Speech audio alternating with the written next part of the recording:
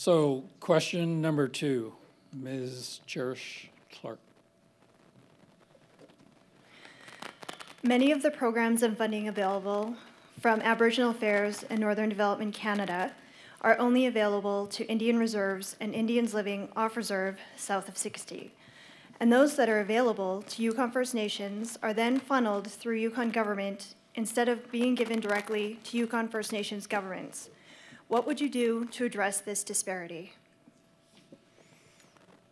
Thank you. The first one to speak on this issue is Ms. Atkinson.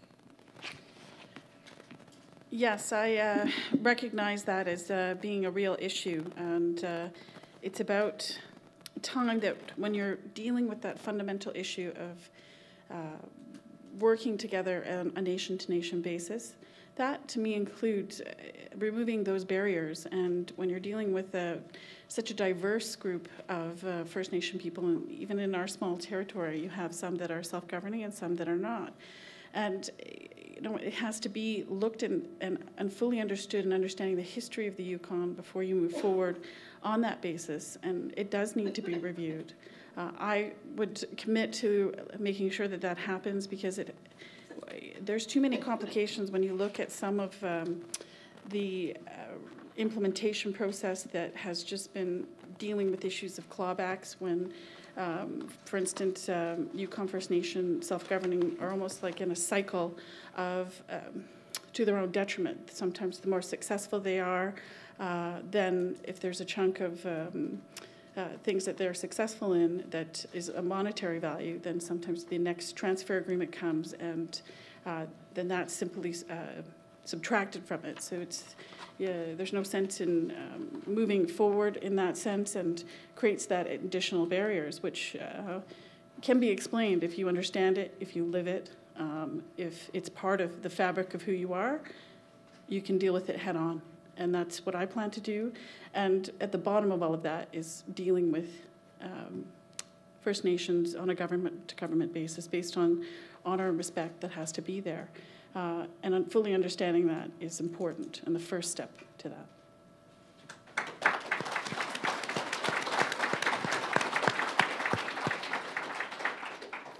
Mr. Dion. Yes. The honor and respect and making sure that it's done in good faith is critical. I visited the Nacho Nayak Dun and had a meeting with the CAO there, and the first, when that self-government agreement was established, there was a $30 million payment, and then the federal government started changing the definition of who is a First Nation without changing the funding formula. So that is also a disingenuous way of undermining the per capita and the financial health of these First Nations agreements.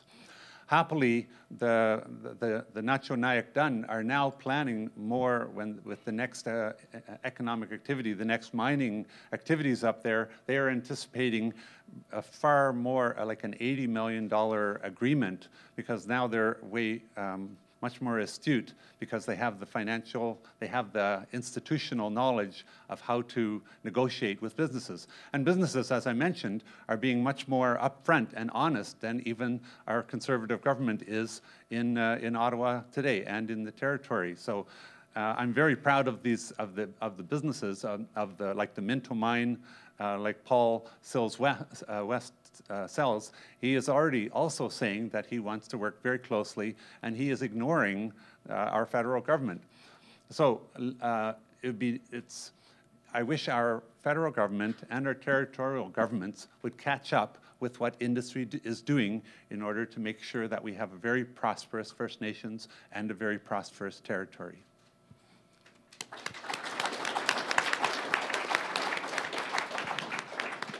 Mr. Bagnell. Thank you. A very good question, Cherish. I know it was frustrating for me when I was in Parliament. You would see these budgets, and it says for programs for First Nation on reserve, and I certainly made that point a lot, and even with our present funding. And politely, I just have to correct Melissa, and it wasn't her fault, but her department put out, they didn't have the numbers right today, and it's been corrected. You'll probably see it when you get back to your office. But our education money is exactly as we planned. It's the biggest amount of education in Canadian history for First Nation people, $2.6 billion new money, 500 for First Nation education infrastructure, 500 million in the next few years, 50 million for post-secondary education, and money to preserve and promote their languages and cultures. And all this, except what's going to schools on reserve, is available to Yukon First Nations as well. And I clarified that when we were making that announcement. As well, we're having the largest affordable housing project in Canadian history, $20 billion. And the First Nations in Yukon, once again, are eligible for that over and above their regular housing money. And we're going to reopen Kelowna Accord discussions. And there's a third pot of money for housing, which is so needed on First Nations, and Yukon First Nations will be eligible for that as well. And finally, we're having the largest infrastructure program in Canadian history again, and the projects under there, once again, Yukon First Nations will be eligible. And really good news for them and municipalities is if we don't spend it in the year we're supposed to, they get it anyways, get it added to their gas tax money.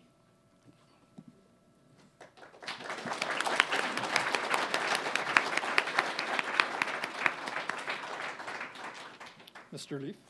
So thank you, Cherish, for the question. It was about whether or not Yukon First Nations are eligible for funding through Aboriginal Affairs Northern Development Canada. And I would fundamentally disagree with the premise of the question in that they're not eligible for that funding, or it flows through the Yukon Territorial Government and doesn't directly come into Yukon First Nation communities.